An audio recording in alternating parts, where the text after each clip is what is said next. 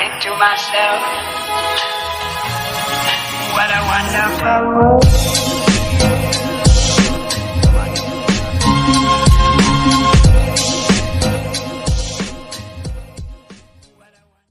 Napakaganda na naman ang umaga. Sobrang kalma.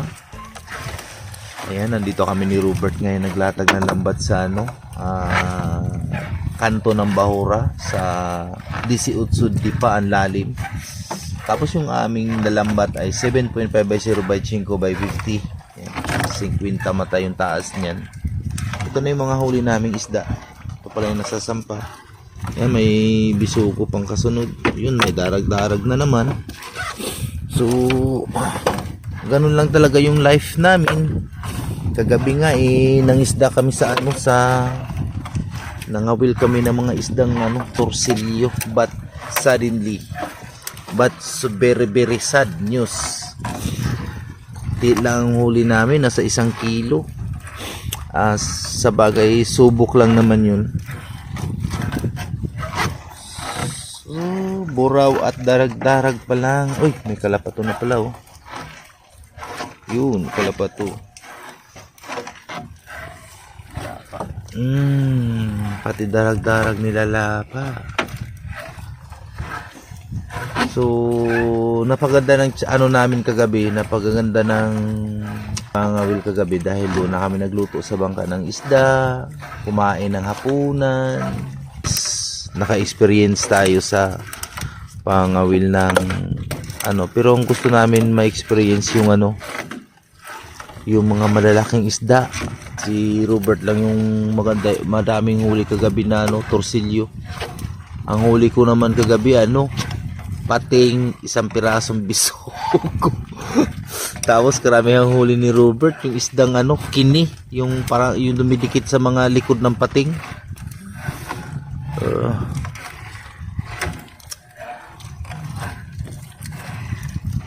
Okay, ganda ng umaga. Advance happy beer na tayo ngayon na kaya pala malamig na, medyo malamig na yung simoy ng hangin. Ramdam nyo na ba ang paparating na December? Dalang ng dalag. Ayaw talaga tayo pa yun, yung ala banderitas. Ay, kalapato pala ito isa. Yan, malaking kalabato, umang bagay na. Ay, umang nga, shells na umang ang laman. Paborito yun ni kuya mo. Malaki lang ang lagayan.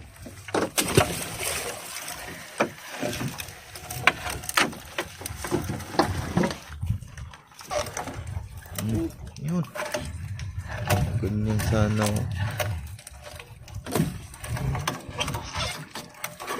Sari-sari ay karami kalapato, tapos bisugo, pero yung bangga na yun halos puro kalapato.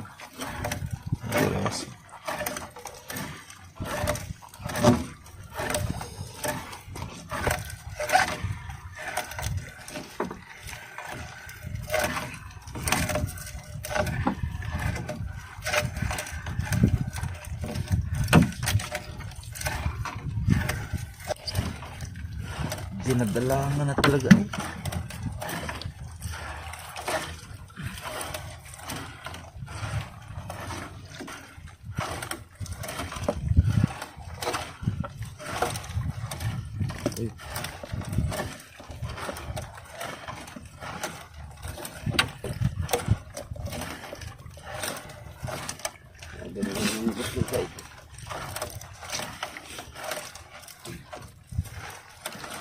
Yung buraw din.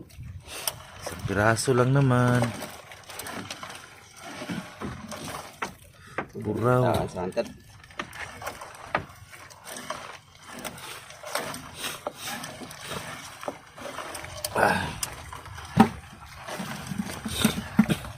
Ang laki naman ito. Ang laki ng buraw.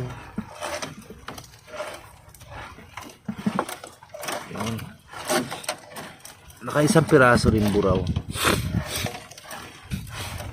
Ganitong isda o kalapat to. Tapos yung isa ano, darag-darag.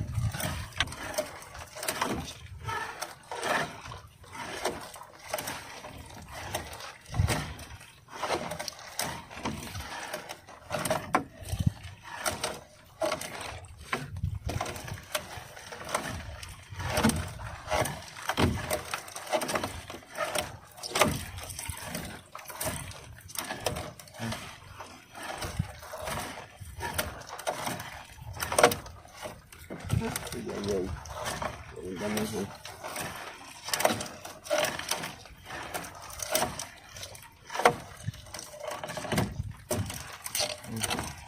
Ya.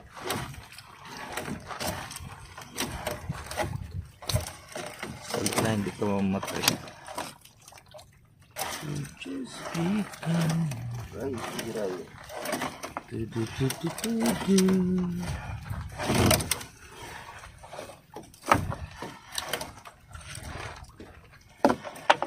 Oh. Oh. Dito pa naglikit-likit yan. Likit-likit oh. Ano? Ah. Oh. Sampai yung malaking mata doon kay bangga. Dito lang talaga sila na area.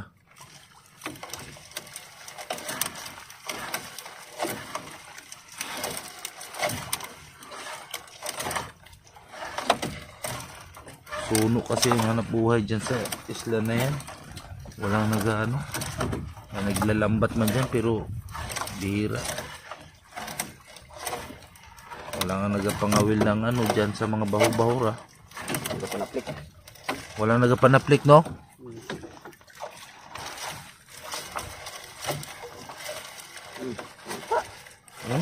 Dito pa nagsunod-sunod oh. Wala. Isda nga naman, di mo alam kung saan talaga babangga na, saan banda sila babangga na ano. Yung minsan naman nasa dulo, minsan naman katulad ngayon nasa dulo sila nagsunod-sunod, minsan naman unang batak pa lang, minsan naman nasa gitna. Oh, nagsunod-sunod sila dito, mga kalapato.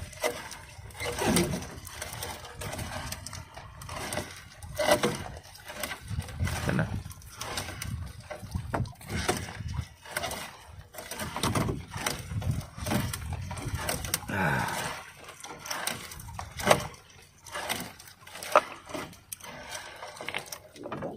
yung mga ganitong isda yun oh, kalapato.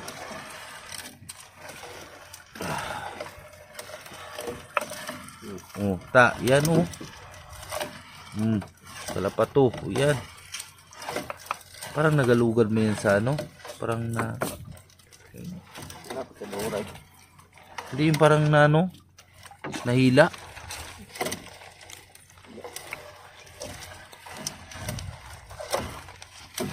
Parang mga graba-graba eh. Ay, yun talaga yan.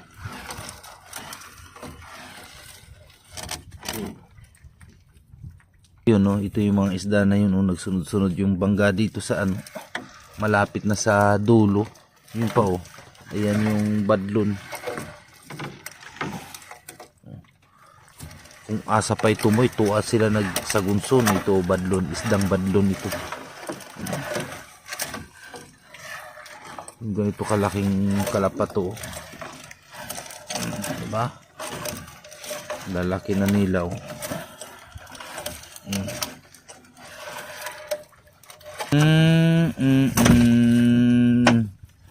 Yun. Yan, dyan ka muna. Tutuloy ko muna yung pagtanggal ko ng isda.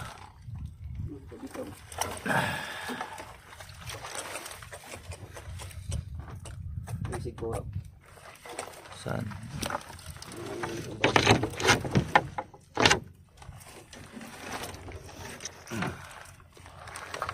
May sisipawin siyang isda.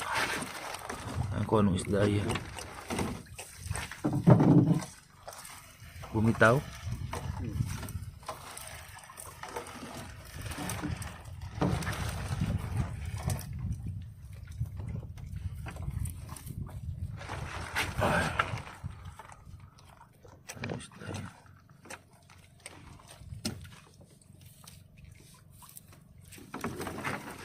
Kalapato.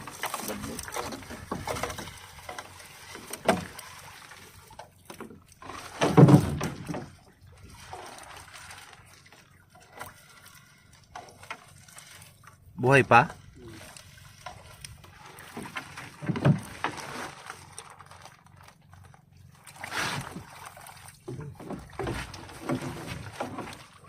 Na. Kasamahan siguro yun ng isa.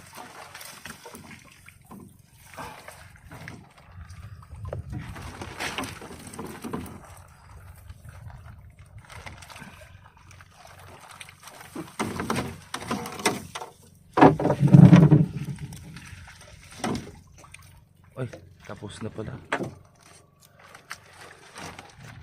Alas 6 ng umaga.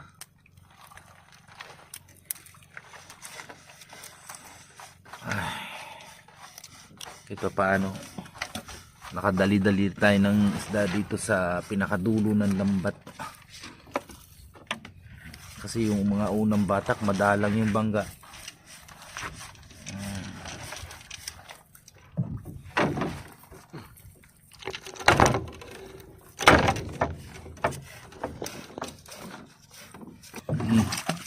Hold. Ito yung mga sa padulo na lang to na ano. Marami pang tatanggalin. Mga ano pa siguro yan, mga 2 kilo. Ay, tapos na. Marami rin pala ako natanggal eh. Uy, may ano pala dito, may yung kawil. Huwag mo munang paandarin bro, kay ang ano, mga nylon nandito nagpulupot sa close joint, baka madala tayo. Ano ka dun sa battery? Gaganda sana ng isda oh. Yan na yung huli lahat namin buddy. Kunti lang, nasa ano lang siguro ito, 3 kilo or 4. Yan ang estimate ko. Okay na yan. So walang huli.